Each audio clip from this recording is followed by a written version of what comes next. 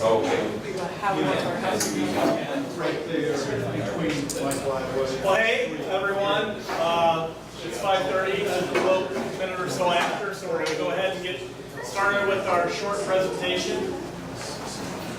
First of all, I want to thank everyone for coming out tonight. We really appreciate you taking the time out of your busy schedules to come talk to us about the project. My name is Doug Wilson. I'm the Paving for Progress Program Manager. And if you don't know what Paving for Progress is, it's our 1 cent local option sales tax funded street rehabilitation reconstruction program that was approved by voters back in November of 2013. So that's what's funding this, is that special funding source that was approved by voters back at that point in time.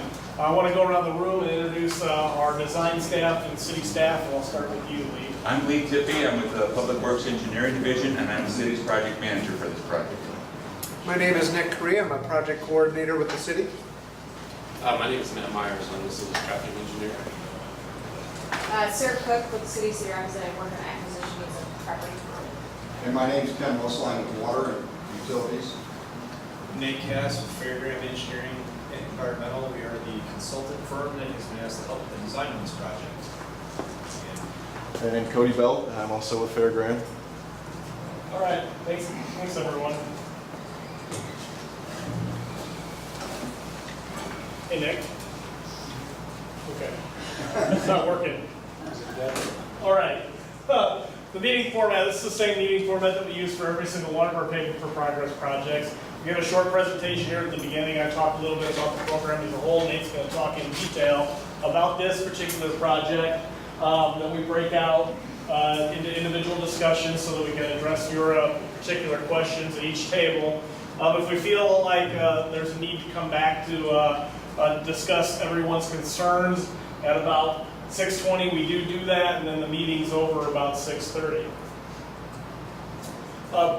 Big part of the reason why we're here today is to talk to you residents who are directly affected by this proposed project. I want to make sure that we know that if you have any accessibility needs, have any special events going on, it is a couple of years out for this, but we want to make sure we try to accommodate your wishes as much as possible. And so we're out here very, very early in the process to get your feedback. So what is Paving for Progress? Well, Paving for Progress is a strategic, data-driven plan. We have condition of every single street in the city. We take that information, process it. We've got our second year of data that we're done with this year. With that, we try to find the streets, balance between the streets that need rehabilitation and reconstruction. A lot of questions I get from people are, why do we do the work? Why don't we just work on the worst streets? Because those really need fixed. And we do work on some of those streets, absolutely. Memorial Drive is coming up later this year. And if you live out here, that's maybe one of our worst streets in the neighborhood. But we're also doing a road like Forest here that's a rehabilitation project. And what it allows us to do is it allows us to preserve that road for a little bit while longer. So we fight really hard to find that balance to best get as much bang for our buck and extend our street life as much as we can. Because if we only did the worst first, at the end of the 10 years of the funding, we'd actually end up with a lower overall condition of streets throughout the city. So that's why you see a street like Forest Drive being done. And once again, this is a very unique funding source for the city. We're very appreciative that the voters allowed us to take this money to work on our streets. Most cities in the state and throughout the nation don't have this opportunity.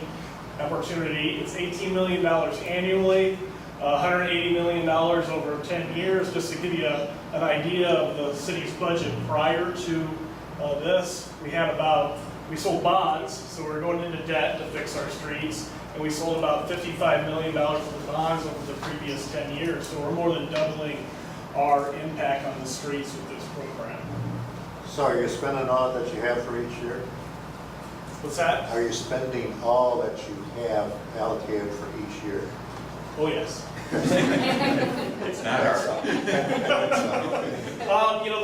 The first year was a little less. Last year was we're seeing a little peak in this fiscal year. It hasn't taken long to get rolling up.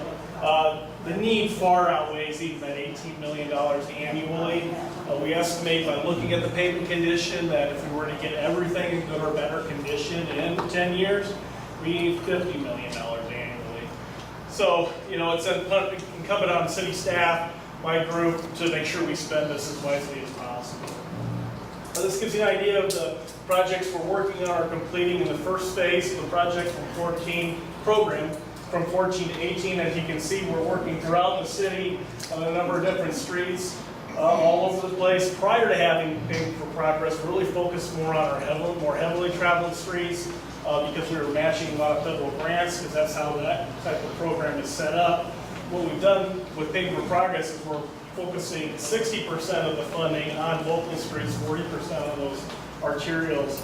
And so that's why I wrote the project, also a street like Forest, although not completely a local street, more of a local collector you would call it, would not have been a high enough priority to get work done on it under the previous funding available. And so where we are, you know, in coming together with a project, we usually start out with an idea or a plan. That's our long-term Paving for Progress plan, or it also can be our Envision CR plan, which is our long-term comprehensive plan for the city. But right now, we're really just at that concept place right now. We've got a plan, we kind of know what we want to do, but we're out here today asking you for input now before we get further down the road, before we invest more in design of the project. So we make sure we hear you, get your feedback now, so that in the long term, it's a good meeting between the city, between the residents, and so everybody's supportive of the project. If we started it later, we really wouldn't have that opportunity as well. And you know, we also get that feedback. People feel like, well, you're not really listening to us. Well, we are listening to you. We're listening to you early on in the project so that we can make sure we get your concerns addressed early on in the program. And with that, I'm going to turn it over to Nate. Thank you, Doug. Thank you. So this is kind of a long project, stretching from Mount Vernon Road all the way up to Grand Avenue. I can do it. Okay. So what are we intending to do on this? It is a pavement rehab, as Doug stated. So we're essentially improving the driving surface and preserving the pavement that is already in place, because there's obviously a lot of structure to that concrete road. And so we want to take advantage of that and extend the life of it as long as we possibly can in order to extend or to maximize the investment that's already on the ground. We always take a look at the infrastructure underneath the road, so that includes water mains, sewer mains, storm sewer, all those types of buried pipes and everything under the road, to make sure that there isn't other work that doesn't need to be addressed now. If we're going to go to all this work and spend the money to fix the road, we want to make sure that what's underneath it is going to last at least as long as the road, or at least our best guess as to how long it's going to last. So with this, we are looking at making some storm sewer improvements. There's a number of storm sewer intakes that will be replaced. There is one intersection with the alley north of 5th that doesn't drain very well right now. Anybody who lives near there knows exactly what I'm talking about. We're planning on installing some new storm sewer there in order to better drain that. We are going to be actually connecting a couple of dead ends, or at least one dead end, to the rest of the system on the water main side of it. That helps with pressure and water quality, so we don't run into problems there. And then we will also be replacing a number of sanitary sewer manholes along the project. The pipe itself looks to be in pretty good shape, so we aren't going to be digging all of that up, but there are a number of structures along the way that we plan to replace. Anybody who's driven that road even once knows that the joints need some work. That's part of the preservation part of it. We'll be doing a lot of joint repairs along this project before we put down a new asphalt surface. There will be some areas, specifically where that water main is, that we'll be tearing up the entire width of the street. It will go back in the same width as it currently is, but there's no reason to put asphalt over the top of that brand new concrete. So there will be a short stretch there that will not have asphalt over it, but it'll still be a new road. Then there is one block, I'll show you the right area here, from from Hillcrest to Ridgeway on the west side of the road. want to make sure I got those street names right, that there is not currently sidewalk. With the proximity to Grantwood Elementary, we want to make sure that the students that walk to school have a safe route. So we're going to be filling in that gap in the sidewalk. And then there's also a short stretch from Meadowbrook to 4th. It's about a half a block, again on the west side, that doesn't have any sidewalk. We're planning on filling those gaps in. And then along with why you're not gonna do it all the way down to, Mount Mount Vernon. Vernon Road? Because from Hillcrest to Mount Vernon Road doesn't have sidewalk, and that's not the street either. I can address that real quick.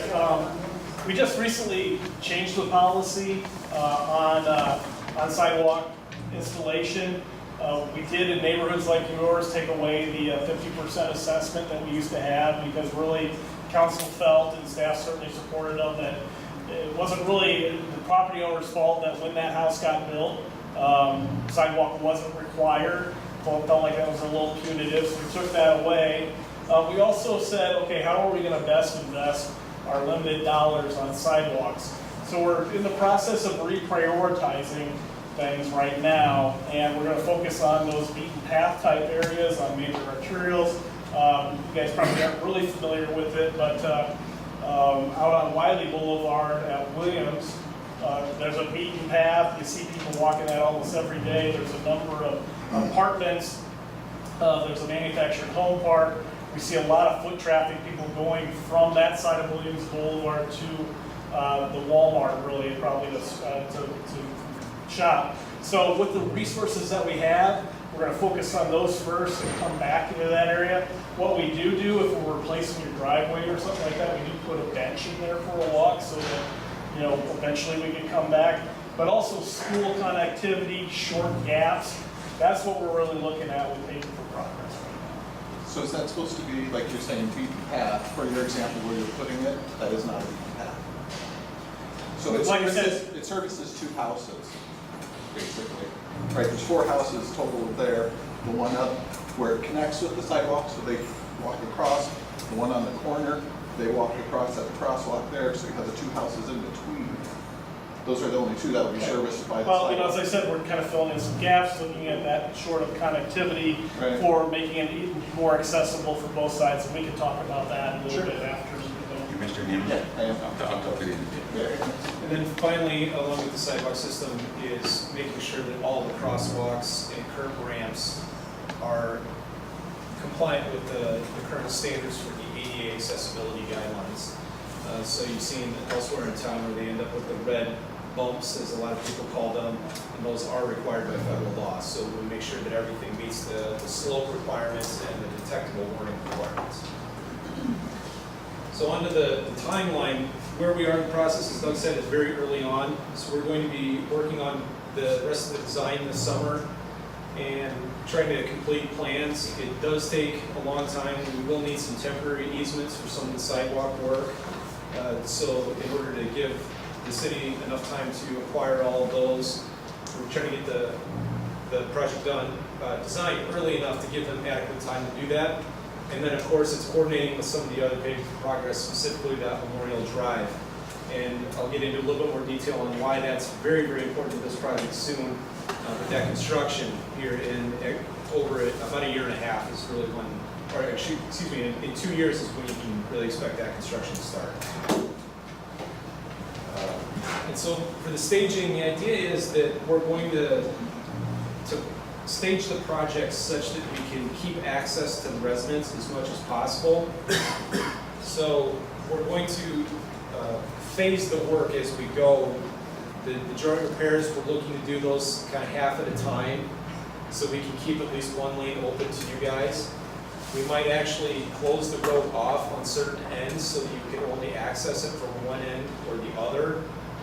What that does is prevents the through traffic from going through, makes it a lot safer for the contractor. We just ask you guys that if it is one lane, and you yield to your neighbors, so to speak.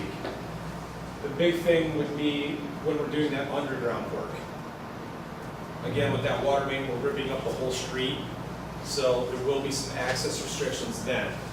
If you live on that stretch, you may have to park around the block and walk to your home. If that's an issue, please let us know. And if you have mobility problems, even, let's say you have oxygen delivered to your house once a week or twice a week, those are the types of things that we need to hear about. If you have a neighbor that's not here tonight that you know has those requirements or restrictions, please let us know. We can reach out to them specifically. I mentioned the sidewalk ramp construction. That, of course, would come. That typically comes later on in the project. We kind of work our way from the underground up to the surface. As far as the safety goes, the sidewalks may actually come after the asphalt is placed. It's somewhat up to the contractor. We try not to tell them exactly when they have to do everything in order to get the best bid prices. If we let him have some flexibility, they oftentimes will reflect that in the bids. So, access during construction, as I mentioned, we're planning to stage this such that we can keep access as much as possible.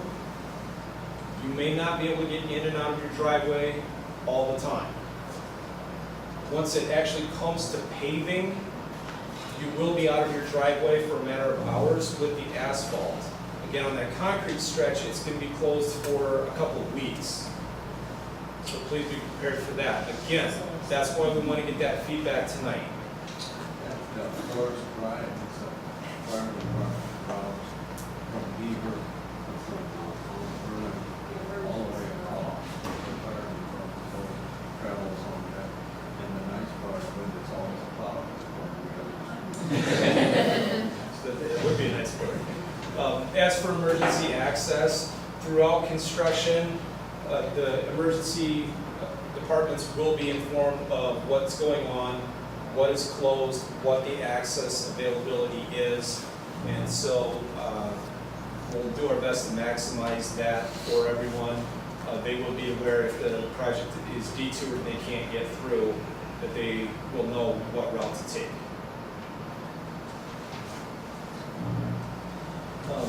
That, I guess, kind of sums things up. I know that was kind of a bird's eye view of the project. So what we're going to do is spread out and have somebody at each table. So if you have specific questions, we'll do our best to answer them. We may or may not have the answers here tonight. The big thing is to get that feedback. If you have questions or concerns, if we can't answer them, we can work on finding those answers and see what we can do to address any of those concerns. And the thing about Memorial's starting this year, part of it, but then most of the work will be done next year. That's Memorial between Beaver and Mount Vernon Road. We need to get that one done because Memorial will be the signed detour for the project. It is the place where if Forest is closed, those emergency vehicles have an alternate route that isn't that far